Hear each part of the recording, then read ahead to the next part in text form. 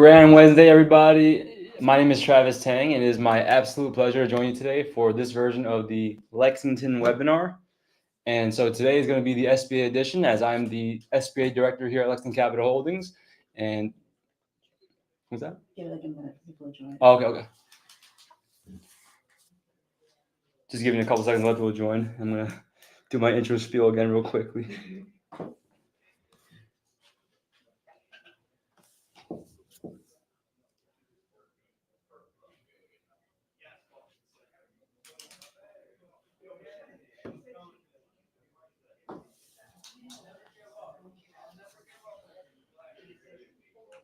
All right, I think we start. Okay. Grand Wednesday, everybody. I hope you're having an amazing day where you are watching this. It is my absolute pleasure to join you today. My name is Travis Teng for today's Lexington webinar. And today is about my program, which is SBA, as I'm the director. We're going to be focusing on the SBA approval trifecta, which is DSCR, credit, and collateral. You can also call it the 3 C's because DSCR is really cash flow. All right. So real quickly, before we dive into the main course here, we're going to just dive into what SBA is, just in case you're not really sure what SBA loans are. SBA is a government agency that was built in 1952 to support small businesses. They offer a slew of different services, consultation, information, education, but they're most notable for their business loan and disaster loan programs. They offer traditional business loans that usually come with the best interest rates, the longest terms with the lowest monthly payments, and sometimes even the biggest dollar amounts. And that's for your traditional business loans. But they also offer disaster loans, which is prevalent for situations where you're dealing with an emergency, a disaster in your local area. Most famously, almost everybody got access to the EIDL loan during COVID. It's called the Emergency Injury Disaster Loan during COVID, since that was a built-in disaster for everybody, right, across the board. And so you're looking at, almost like free money kinds of loans. And it's also famous in certain, situations like California wildfires, South Carolina, North Carolina hurricanes, Florida hurricanes. They, as of most recently, got access to EIDL loans. And then you may have also heard of PPP loans, ERCs. This is also SBA related, where it's essentially free money, rebating business owners that kept their businesses open during COVID.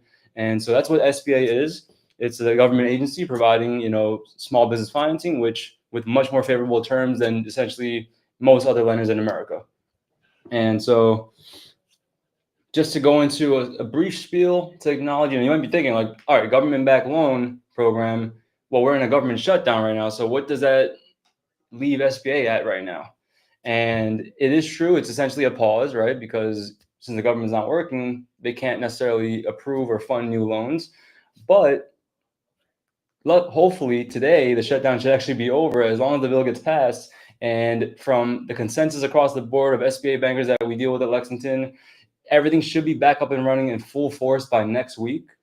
And regardless if it's back up in full force by next week, you should keep in mind that the lenders that offer SBA financing are not government entities. They're just traditional either banks or online lenders, and they use the SBA platform to guarantee the financing. All right, so a guarantee just means that of the principal loan that gets funded, the government's going to back usually 50 to 75% of the money. So let's say it's a 100K loan and it's 75% backing and the loan defaults, the bank is only risking $25,000 of their own money to fund the loan. All right. So since these lenders are not government entities, they are still working through the shutdown. They've been working through the shutdown. And so we've been proactively still submitting files just to get ahead of the queue, because naturally with the shutdown, once everything opens, it's going to be floodgates. Right. So, it's always better to be prepared, right? Safe than sorry. So if you are currently thinking about doing SBA loans, or you definitely need an SBA loan, definitely go ahead and apply for it now, even with the shutdown, because it should be over, this week. But if not, whenever it's over, you'll be ahead, more ahead on the line. All right. So, one thing you should keep in mind, if you are a business owner or a broker that's actively, working SBA loans right now during the shutdown, there's going to be two distinctions that will really, determine, if your loan's going to be backlogged. All right. And that is the lender that you apply your SBA loan with. There's two types of SBA lenders. There is preferred lenders and there's non-preferred lenders. And so the main difference between a preferred and non-preferred lender is that a preferred lender can fully approve a file without the SBA or the government's permission. All they need is at the end of the process, they send it to the SBA to do a final check on the background. There's no defaulted government obligations, and then make sure the credit's good. And they'll literally provide you the loan contracts on the spot. They fund just like that. Now you have your non-preferred lenders. They actually have to go through the whole review, all the paperwork, the process. Then they got to send the full package to the SBA to then do a once over on that. And then fingers crossed, there's no revisions. You're looking at an additional at least 1 to 3 weeks of a turnaround time. And so this is really going to determine if your file is going to be backlogged, because if your loan's with a non-preferred lender and the shutdown ends tomorrow, the government's going to be extremely backed up, right? Extremely backed up. And, who really knows how long it would take for your loan to fund? But on the flip side, you have preferred lenders where we're in contact with our bankers today as we speak, and they're telling us that the moment the shutdown's over, they'll probably fund the loan that week.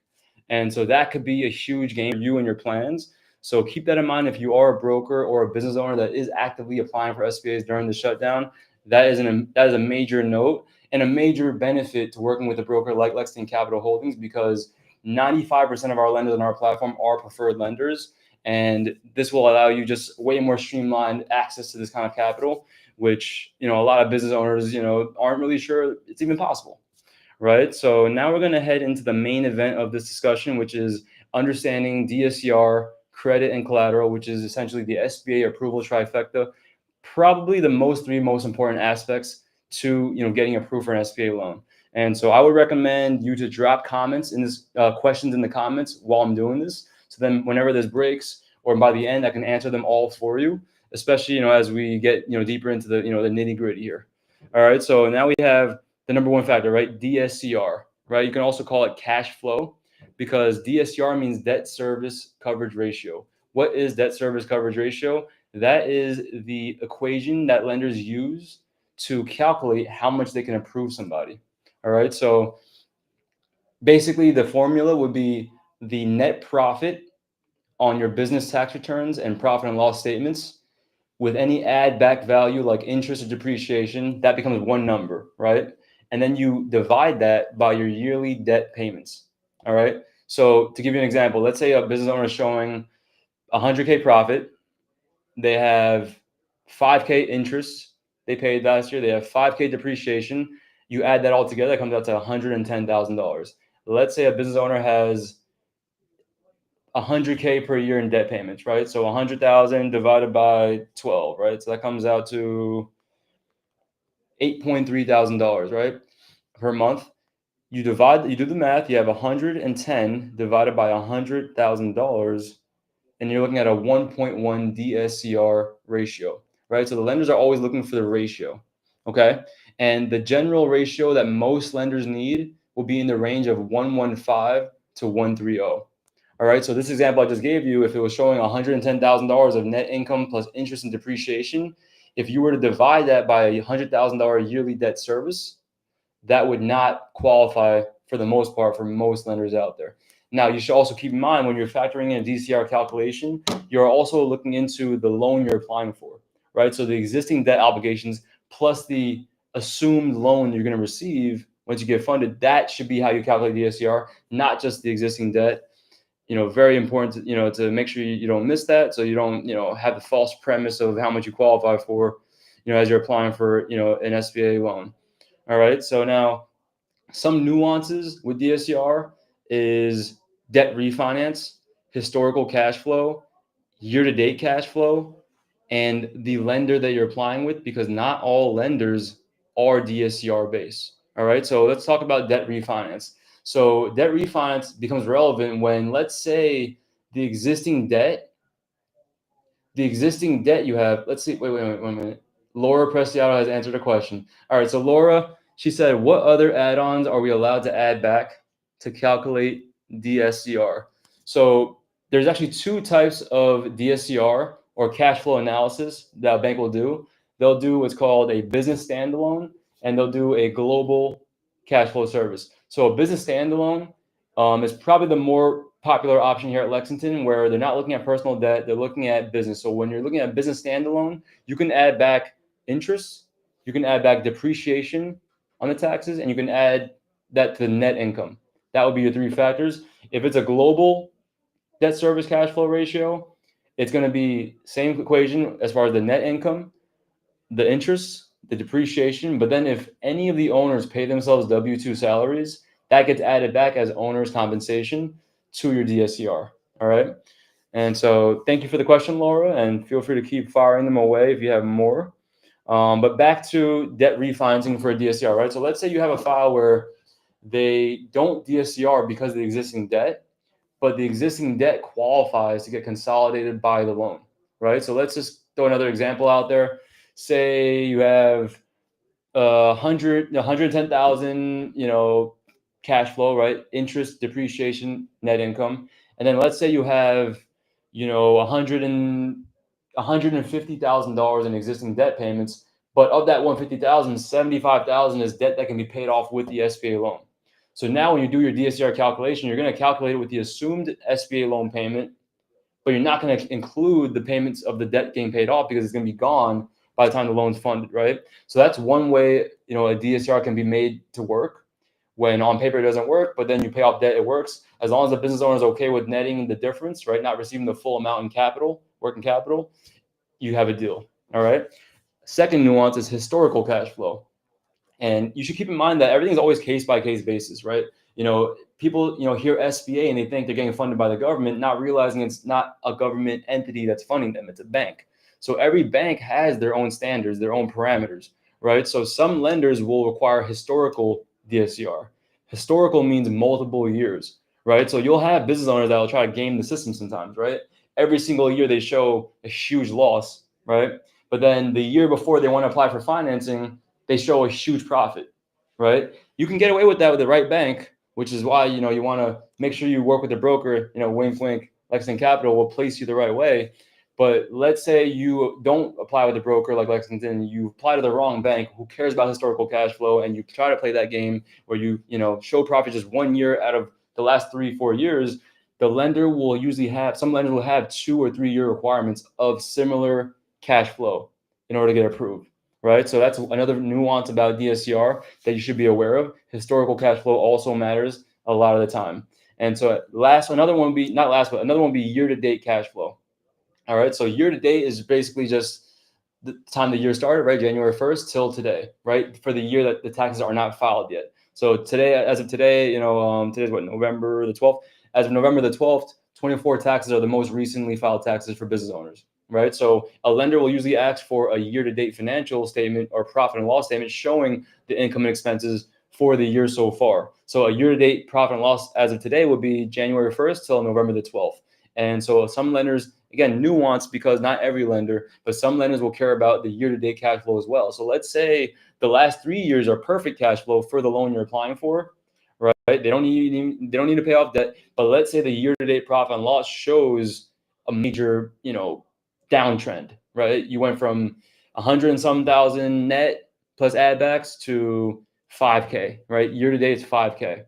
Now you're probably going to need to have a really good explanation for that, or your deal might get declined, or at least the dollar amount will probably get reduced. All right. So you should keep that in mind with your DSCR. Year-to-date cash flow, profit and loss statements will oftentimes matter.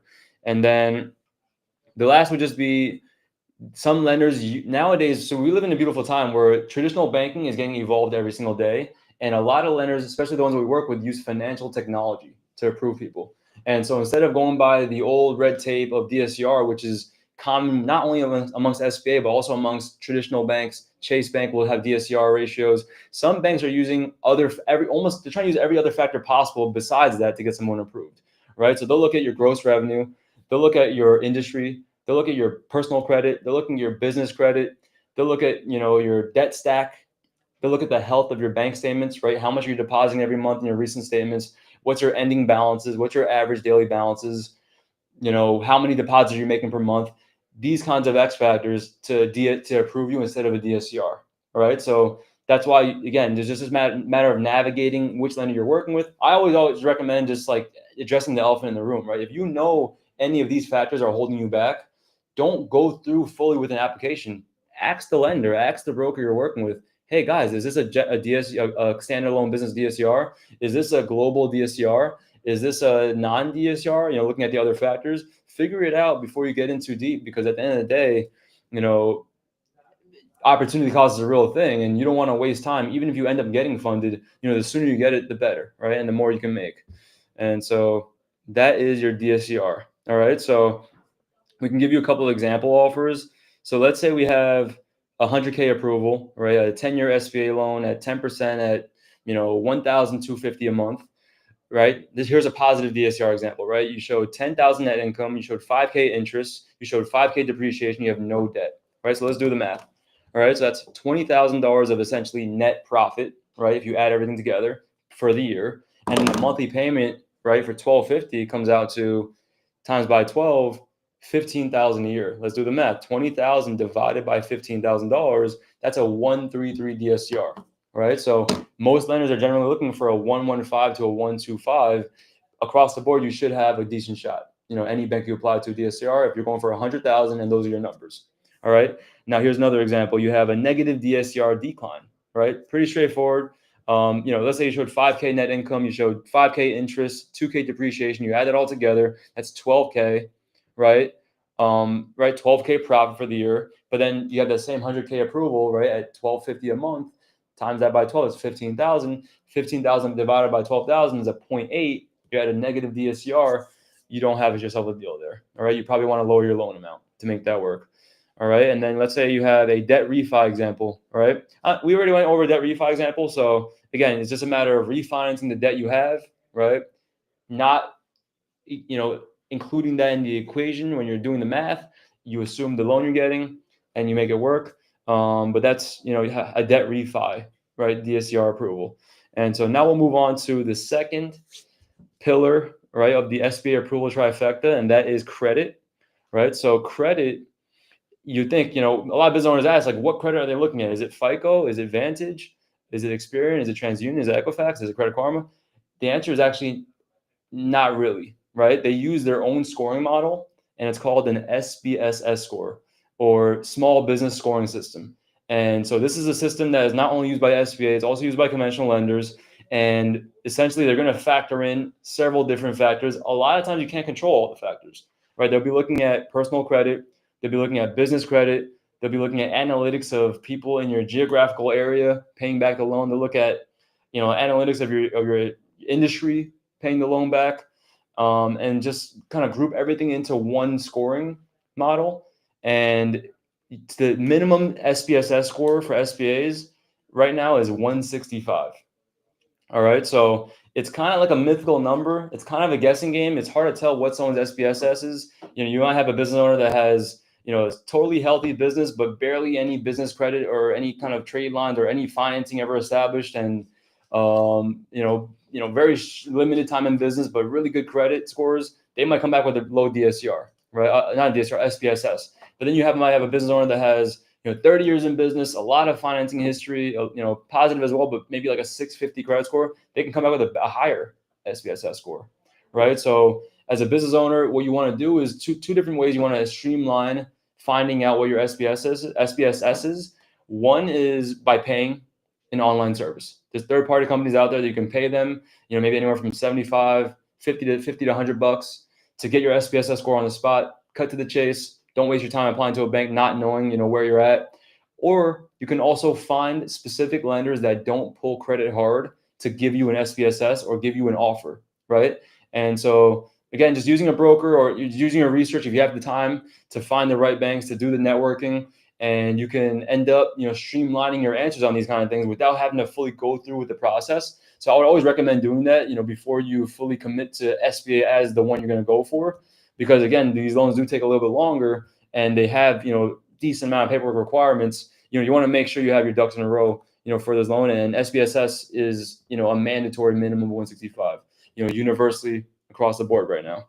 All right. So some lender variations to SBSS would be actually, before I say that, let me mention one more thing. There's one more scoring system. It's called ETRAN, very similar to SBSS, but this is what the SBA uses to approve you.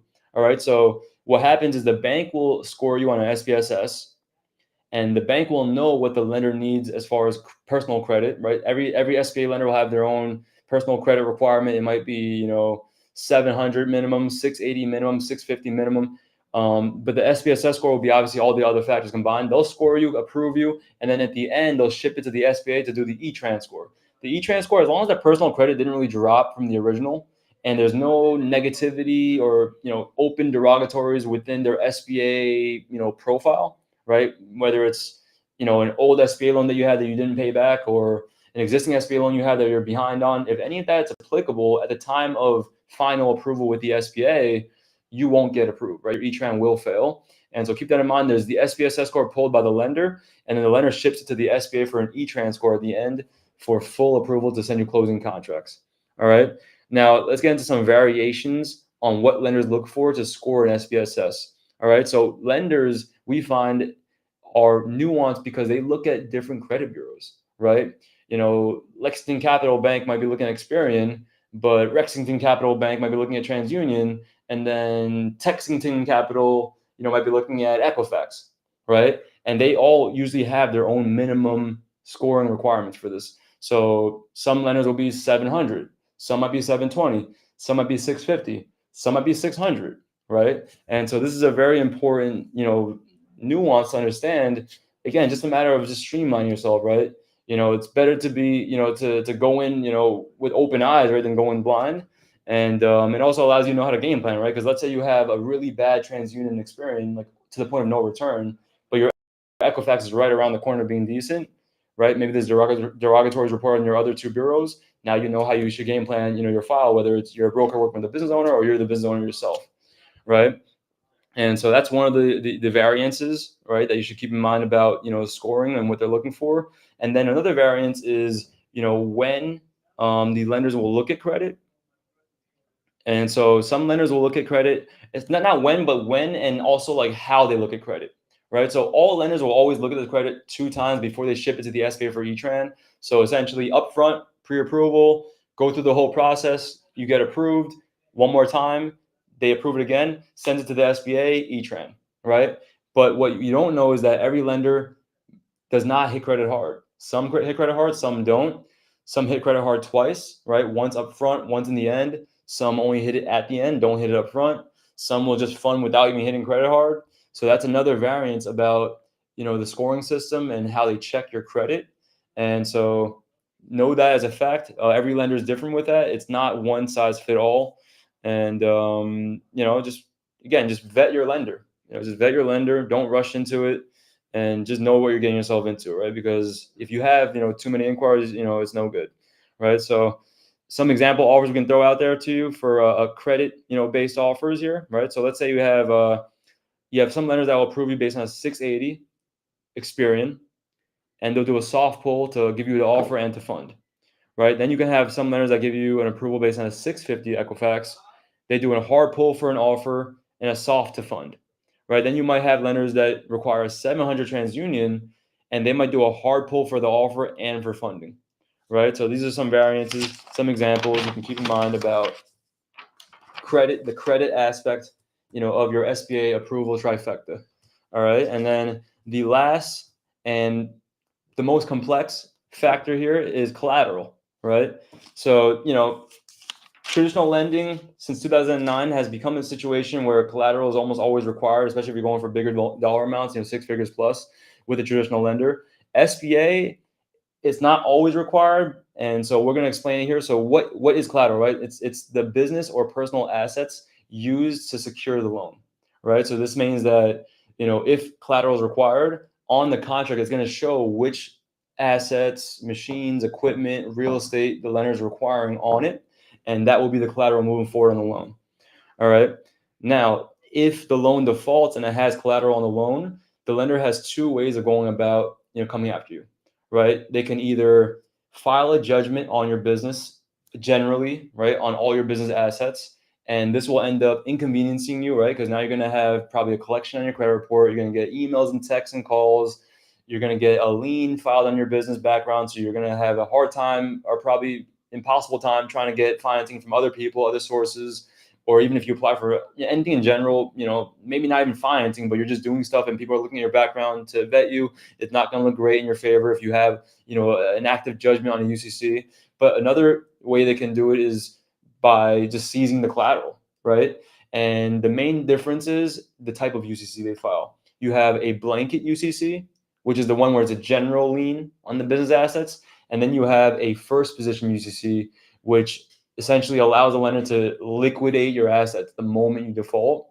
And so naturally, a blanket UCC is way easier to reconcile than a first position UCC, because if you have a blanket UCC and you have something in collections, you can work it out, right? You can put it on a payment plan. You can ask for mercy, right? Things of that nature, because they don't have that leverage of being able to seize your stuff. So they got to work with you and communicate with you.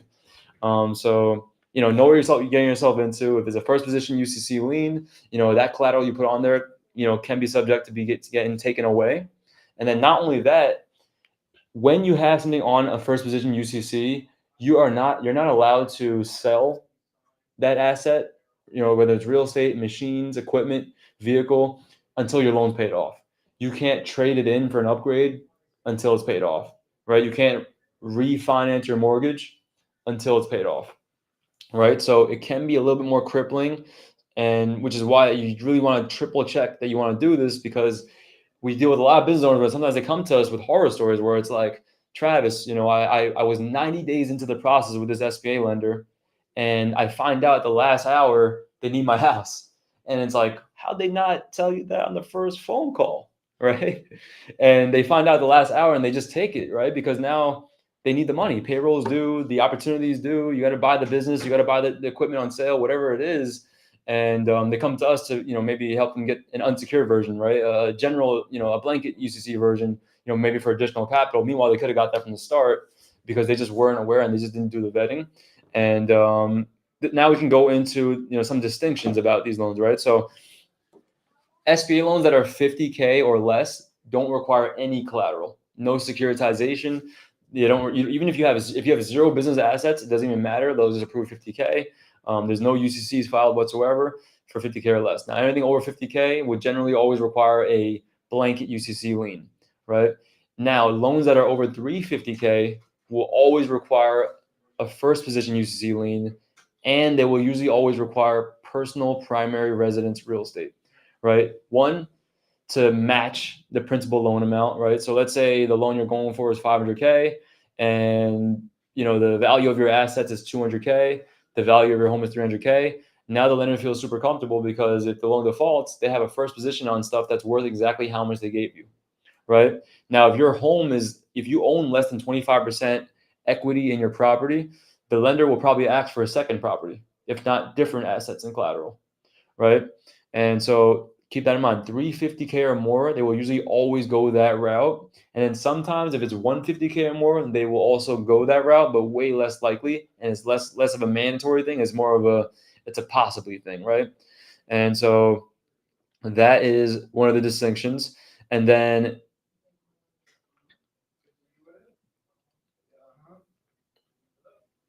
one more thing I want to mention is that if you have a first position lien, say like on equipment, machines, vehicles on the loan, and you do want to trade it in or pay it off, maybe you have a great opportunity, right, to whatever the case, right, make a lot of money with the trade in or pay off.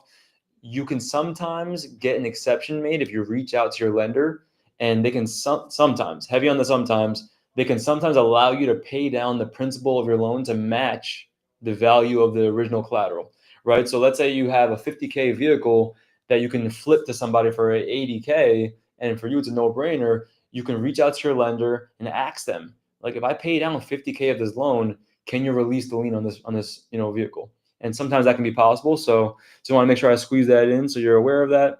And then you have the last form of collateral or non-collateral that can be used to cement collateral or replace the need for it altogether.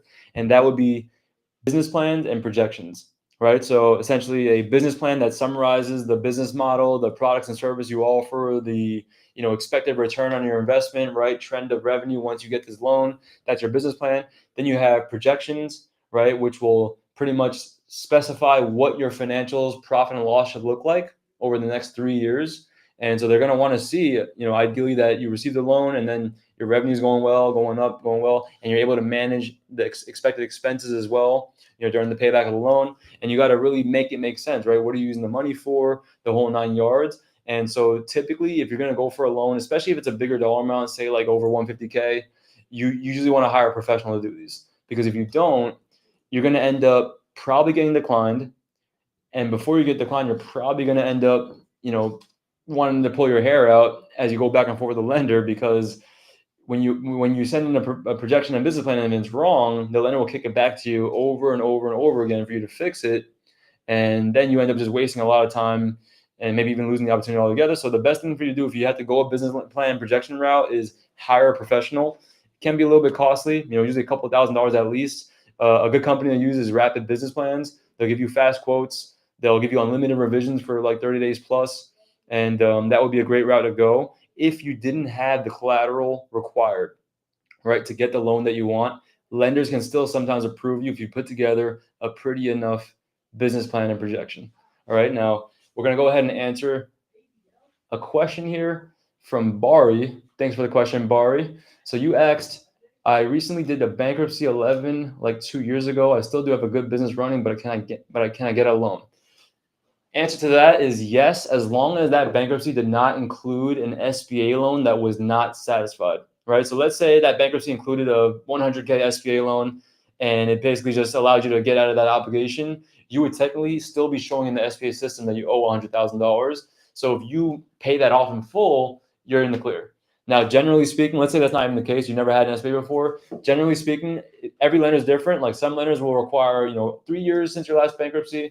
Some will require 5 years since your last bankruptcy. Some will require 7. Some won't do it all together. For the most part, they're all cool with it as long as it's within 3 to 7 years. And it needs to be a discharged bankruptcy, right? So it can't be like I filed bankruptcy 3 years ago. The bankruptcy needs to be, fully, you should fully went through the bankruptcy process and they got discharged and removed off your profile. Now you can qualify for this type of financing. Now we have, can you do DSCR on mobile manufactured homes? And so mobile manufactured homes, I'm not really sure what you mean by that. If your business, if you're saying your industry is mobile manufactured homes, of course you can do it. DSCR is just the way they calculate the cash flow, right? So, as long as your business has a tax return, and it has, enough cash flow for the loan you want, then you can qualify. So, DSCR, any business can do a DSCR. It's just a matter of, do you qualify? Do you have the cash flow, right, to get what you want? Excuse me. Laura just dropped nav.com into the chat. I should also mention this. So I mentioned that, lenders use SBSS. Every now and again, some lenders use different models of credit scoring, such as Lumos scores, such as Intella scores. And so, those are some different, ways they check credit. And you similar to SBSS, you can, pay an online service. You can go on D&B and essentially pay to see what your scores are for those. But it is true, it's not always SBSS, but for the most part, it's SBSS, and they're all very similar, in nature. All right, so now we're going to provide you some example offers for a collateral, based loan. Oh wait, one more question. We have Ross on Insta. He said that he asked, what are credit requirements for DSCR? Again, like DSCR has nothing to do with credit, right? It's the debt. It means debt service cash flow. It means debt service coverage ratio. All right. The equation would be the net income or the profit on your taxes. Anything that you can add back, like interest or depreciation, you add that all together. That's your net income, right? Or ordinary income or profit. And then you divide it by what you're paying in existing debt plus the debt you're applying for, the SBA loan. Divide that monthly payment times it by 12. Then you divide those two together, right? So the monthly payment times 12 gets divided by whatever the net income plus the interest and depreciation is. That's your DSCR. And so it's nothing to do with credit. Two different aspects. Both matter. Both need to be ideally, solid to get approved. But I do appreciate the question. Feel free to keep them coming. So now I'm going to move on to some example offers that are based on collateral. All right. So we already went over, let's say like a 50K approval, 10% rate, 10 years, you're paying about $650 a month. Let's say the guy shows absolutely no profit. Well, actually, this is not a profit-based offer. That's what we're talking about, collateral. $650 a month. There will be no business or personal collateral required. No blanket UCCs filed because it's below 50. It's 50K or less. All right. Now let's say you have a 350K offer. right? 10-year term, 10% rate, you're paying about $4,600 a month. This would be a blanket UCC lien on all business assets, right? This would include machines, vehicles, commercial real estate, a blanket lien, right? So it's a general lien. It doesn't get filed specifically on any of those pieces, right? It just gets filed generally on the business. And if the loan, ended up in a default situation, they can come after the business to collect against those assets, but they can't seize your assets, right? Because it's 350K, it's not over 350K, right? But now we have 500K SBA, 10 years, 10%. You're paying about 6,700 a month. This would usually always be a first position UCC lien. All right. So now they're going to go ahead and grab the titles to your machines, grab the titles to your equipment, grab the titles to your, vehicles. They're going to grab, a lien on your property, right? They're going to pick, if you have a mortgage already existing, they're going to put a lien behind your mortgage. And now you can't, trade that stuff in. You can't sell it, until your loan paid off. This is because the loan's over $350,000. Right. So that's an example offer for 500K. But now let's say we have a 500K offer for SBA that the guy doesn't even own real estate. Right. So let's say like the DSCR works, right? There's business assets, but they usually always require primary residence, right? If you are going for over 350K. And it's not always also, it's to match the principal loan amount, but they also want to see skin in the game, right? Like if they're going to give you a 10-year business loan, they want to know that you're doing this because you plan on using this to operate the business at a higher level. They don't want it to be because you're doing that to go on vacation, right? Like for the next 10 years, they want you to be using this to make your business better, not to use this to, get a break from working. So if they know your house is on the loan, they're way more comfortable with funding you because now they know you're here to stay. You're not going to move across the country, right? You're not going to move to another country, right? And go on vacation for the next 10 years. You're locked in because your loan's on it. Your 30-year mortgage is on a 10-year note right now, right? So keep that in mind about, that primary residence collateral requirement. But let's say there is no real estate, right? Does that mean? But it doesn't mean that you won't get approved. It just means that you got to put together a professionally prepared business plan and projection. And if that, if that looks good enough to the lender, then you'll get approved for that $500,000, no problem. And that would be your strategy to getting the job done. And so that pretty much summarizes collateral. And so that's your SBA approval trifecta. You have your DSCR, you have your credit, you have your collateral. So essentially your 3 C's. You have, DSCR is cash flow. So cash flow, credit, and collateral. 3 of the most important, if not the most important aspects of getting approved for an SBA loan. And we're going to start getting closing to wrapping up now at this webinar. So if you still have any questions, definitely drop them in there. We got Ross from Instagram asking, will it work for first-time investors? First-time investors. Well, I mean, depends. So, on one of our old webinars, if you look back, or even on our YouTube page, you'll see we have an episode that talks about the use cases for SBA loans. So for every individual SBA loan, there's a different use for it, right? SBAs allow multi-uses. You can use it to buy investment properties, right? Well, not necessarily an investment property, but you can buy properties. You can use it for working capital, day-to-day operations. You can use it for buying equipment, and refinancing debt, right? Or even buying a business or starting a business from scratch. And so if your goal is to buy investment properties, that property would have to be operated by your business though. All right. There's a rule of thumb with SBA loans where if they're going to purchase commercial real estate, leveraging your business to get approved, that business needs to be occupied by that property needs to be occupied by the business, at least 51% square footage. All right. So you can turn that 49% into a rental, right? Investment, but your business needs to be on site on that property for that to make sense for an SBA lender. And so, yes, you can do it as a first-time investor, but the business you apply with has to qualify and it needs to make sense. You need to be able to work out of that building. If it's like you're buying, an apartment complex that fits, 50 primary, residentials, right? But you're a bowling alley, it would not make any sense, right? And so hopefully that answers your question. But yeah, we are nearing the end of this webinar. So if you have any more questions, just fire them away and I can get them done before this is done. Just going to quickly go through my notes and make sure I didn't miss anything here. Let's see. Okay, one more thing. Back to the preferred lender platform thing. And so just good for you to know. If a lender is a preferred lender, you might be thinking like, how do you even get that qualification? Do you got to pay something? Do you got to apply for a license? It really comes down to just your track record with SBAs. Every preferred lender started off as a non-preferred lender. And so in order to get that status, they need to build rapport with the SBA. They need to, close loans, a good volume of loans, have a good track record of compliance for those closings, and eventually they give you the PO status, and then you don't keep the status forever, right? You need to make sure you maintain a high standard. And, like I said, we're very fortunate at Lexington Capital to be able to have pretty much 95% of our banks being preferred lenders. So we're able to offer clients way more straightforward processes, way more faster fundings, and just better communication from the lender, rather than having to go through a lender that has to go through the SBA, which turns the lender into essentially a middleman, right? And so we got Glenn asking a question. Do you have a referral program?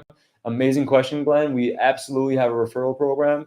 And so essentially, if you have, prospects, business owners that can use funding, even if you have other people that can refer people for funding, you can actually sign up yourself and grandfather in for yourself a percentage on any kinds of fees we make on any kind of financing we do, whether it's an SBA or even other financing. Glenn, you should be aware that we also offer, we're a full financial firm. So we offer, essentially the best of most worlds, right? We do, business credit cards, we do lines of credits, we do alternative loans, alternative lines of credits, we do equipment financing. We even offer home equity lines of credit, and we even offer real estate, fix and flip and rehabs. So 100%, if you potentially can provide, business owners that can use any of that stuff, you can 100% sign up with us. Just reach out to us, send us an email. And if anything, I'm going to take your information and relay it over to the partner team. And essentially our partner team will sign you up, get you on our platform, and you can pretty much, you'll have an online portal to send files, to keep track of your files, upload documents for files, and we can get rocking and rolling right away. You can, look to schedule a consultation with me, if it's an SBA, file.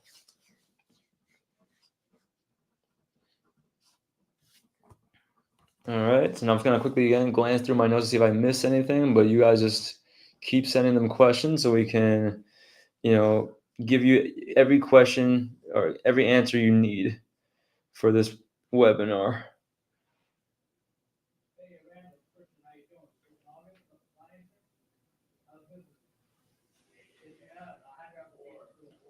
Okay, so right back to SBA. So I know I mentioned SBA loans usually give you the most, lowest interest rates, longest terms, things of that nature. I should also mention, what those usually look like, right? So terms are usually going to be 10 years.